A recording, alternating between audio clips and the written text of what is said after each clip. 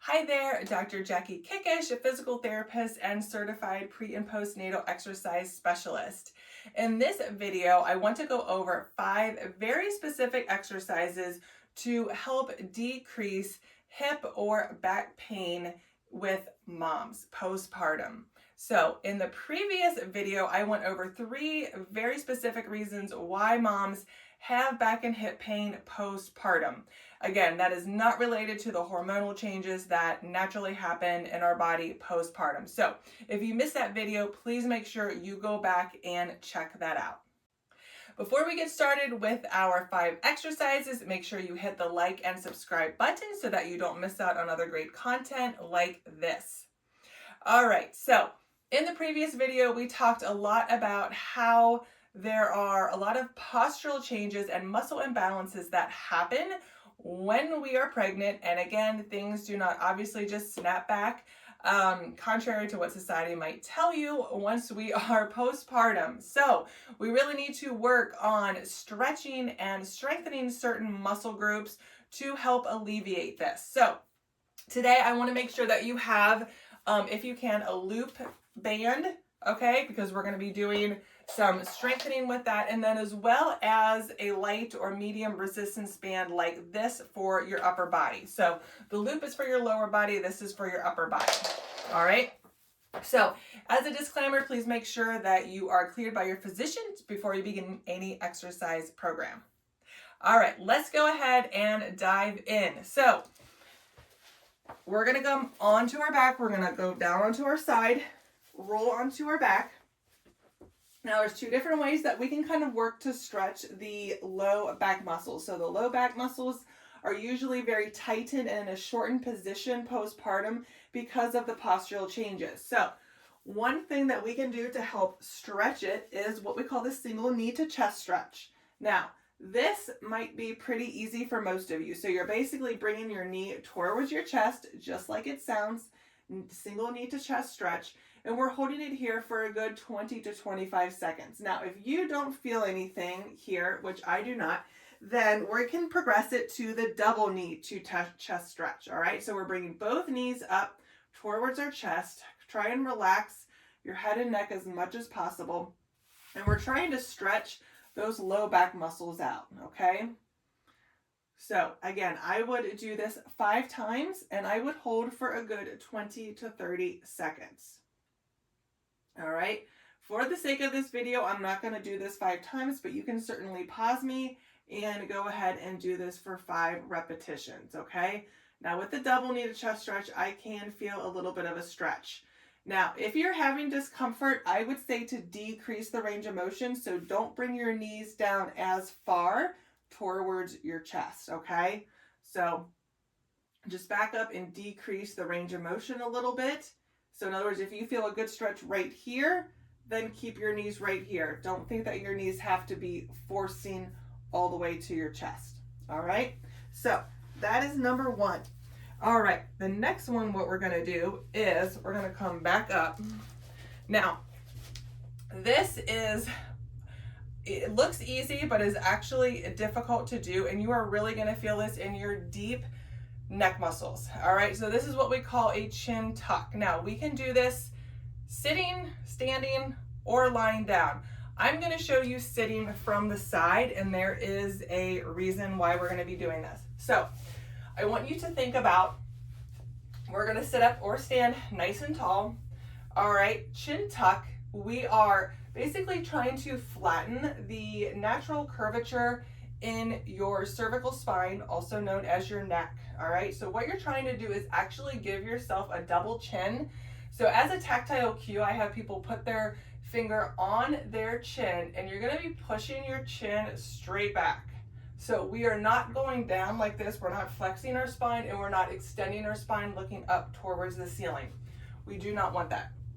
You are going to feel this in your deep, small, intrinsic neck muscles here. You're going to be taking your finger, all right, sitting up nice and tall, and I want you thinking about pulling it up and back. All right, so up and straight back. Again, we're trying to make a double chin. Hold for about 5 seconds, and then let go. I would say do this for about 10 to 15 times. Maybe start off with 10 repetitions if you are new to exercise. And again, so if you are a woman or you're a man with long hair, I want you to think about almost like you're pulling your ponytail back and up like this, okay? Now, another thing that you can do to help give you a little bit of tactile cueing, you can roll up a small towel and put it underneath your neck, and I want you to act like you are flattening your neck into the towel, okay? So down towards the floor, in other words. And again, I want you to hold it for 5 seconds and do that 10 times. I would say start off with 10 times because I can definitely feel this. So go ahead and start off with those. Again, that's kind of going to help with that forward head posture that a lot of us have, especially even if we're not postpartum, we kind of fall into, just poor posture as we fatigue. Those neck muscles and postural muscles and our upper and mid back are definitely weakened. All right, so exercise number 3, we are gonna come down to the mat. So in the previous video, we also talked about weak lower abdominal muscles, all right? Especially weak abdominal muscles, but very specifically lower abdominals. So we are gonna be doing the exercise toe taps. So what we're gonna be doing, you're gonna come up into this position, tabletop position, where your hips and knees are at a 90-degree angle. We're gonna inhale. As we exhale, keep your back flat against the mat. And as we exhale, you're gonna tap your toe down onto the floor.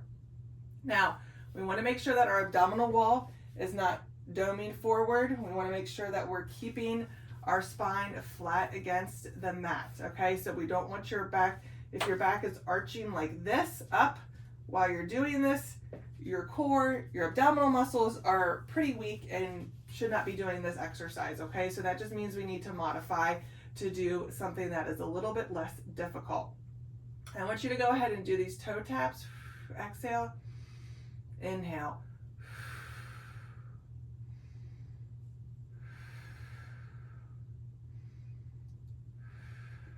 Okay, and this is really going to target those lower abdominal muscles that are most likely weak postpartum, even years postpartum.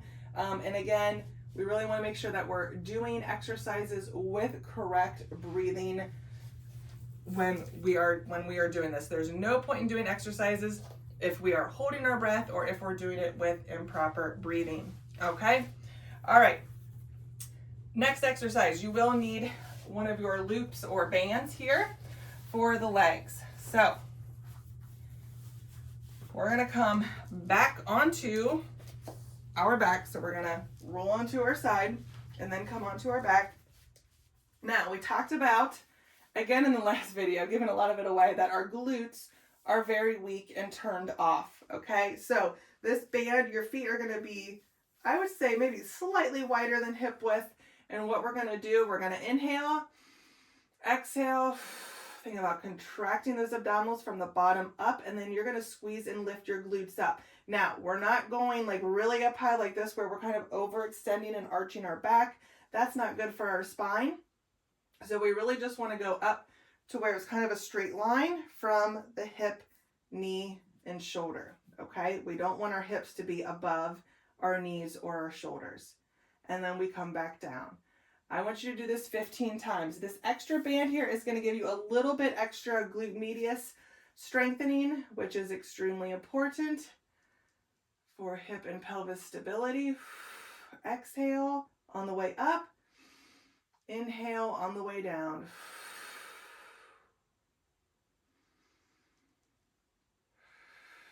And I would say do these about 15 to 20 times, all right?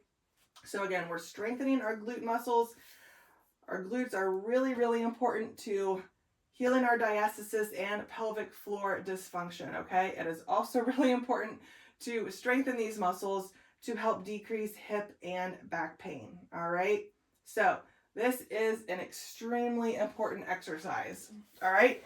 If it's too much with the band, you can certainly take the band off and just do the bridges without any resistance. Okay.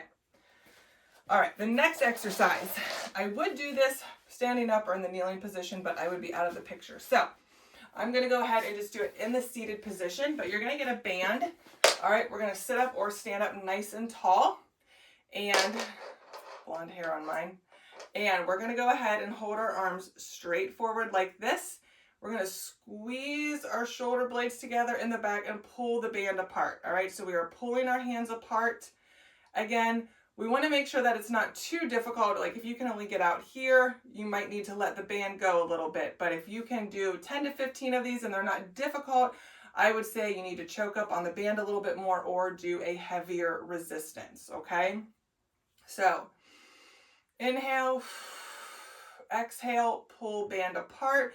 Think about squeezing those shoulder blades back together. And I would say do these about 15 times, okay? So again, we are really working the upper body, the lower body. We are stretching what muscles are most likely tight and strengthening what muscles are most likely weakened.